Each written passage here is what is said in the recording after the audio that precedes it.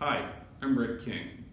And there's been a lot of confusion sown recently during this election campaign season, and it may have raised issues that you or I have never had to settle for ourselves in any previous year.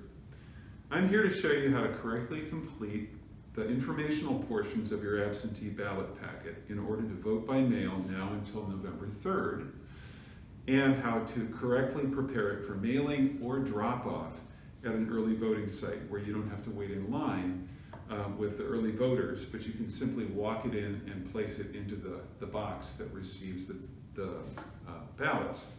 And there are 3 Ramsey County locations where you can do that. One is at the Ramsey County Library, Roseville branch, 10 to 4 weekdays. 90 West Plato Boulevard in St. Paul, which is the county building, from 8 a.m. to 4:30 p.m. weekdays.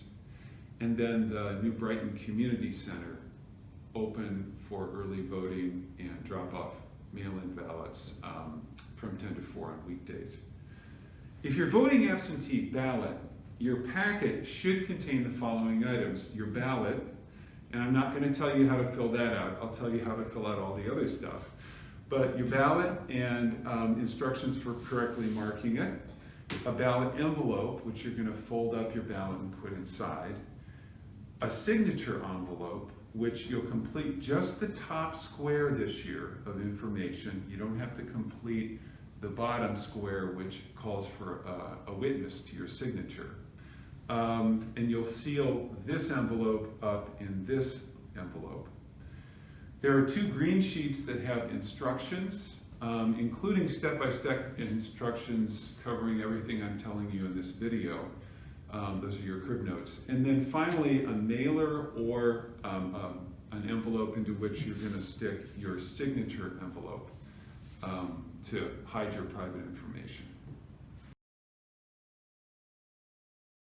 So first, you're going to complete your ballot. And remember, there are 2 sides. On the other side, there are all those judges. And I'm not going to tell you who to vote for, obviously, but if you go to sites such as the one maintained by the Minnesota Public Radio and League of Women Voters of Minnesota, you can read up on the candidates, especially the judges. I didn't used to think that the judicial positions were as important as they are, and it's true, not all races are being contested this year, but who serves as a judge or justice has taken on a new importance these days.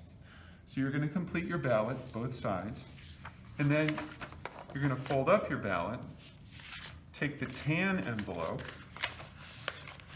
put your ballot in there, and then seal that up.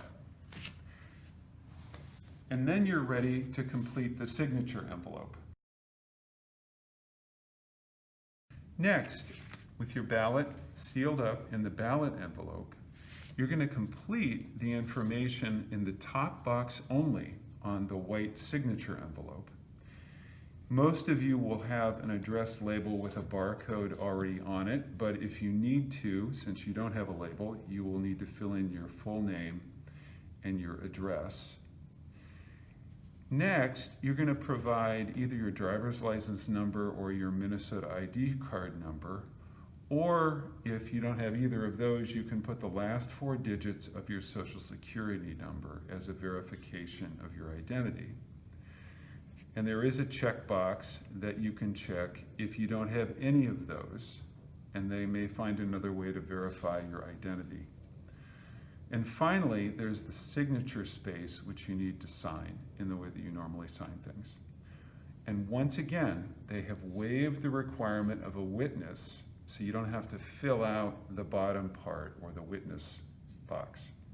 And then you're going to take this ballot envelope and place it into the signature envelope, seal the flap, and then you're ready to stick it into the mailer. And then, once you've completed the top box of the signature envelope and sealed the tan envelope with the ballot inside the signature envelope, the last step is you're going to take this and put it into the mailer,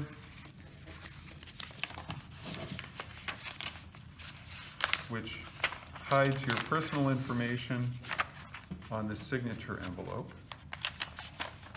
So whether you are mailing this in or just walking it in to an early voting location, you need to seal this in here, and then there's a handy dandy checklist to make sure that you've taken all the steps that are required to have a certified mail-in ballot. The one that doesn't hold is you don't need to complete the witness section in that lower square, so that part of the checklist is no longer relevant. So last of all, find your voting location and walk it in. If, in any case, form your voting plan in advance. If you return your ballot on or before November 3rd, it will be counted. It needs to arrive, if you're mailing it, no later than November 10th in order to be counted with the other ballots. My recommendation is for you to mail it no later than Monday, October 26th, to ensure that it arrives on time. This information should help you develop your voting plan, whether mail-in, early voting, or voting on Election Day, November 3rd. Having a voting plan is essential to following through on this most important commitment in what is the election of our lifetimes, with so much at stake. If you are voting in person on Election Day, including your plan, transportation, and how to get to the polls, asking for help with the mechanics of voting if you need it, going to the polls with another person, setting aside time or getting time off to vote, or requesting your absentee ballot tomorrow and completing it. The Minnesota Secretary of State's website is a reliable and easy source of information that's easy to use if you have questions about the voting process. Thank you.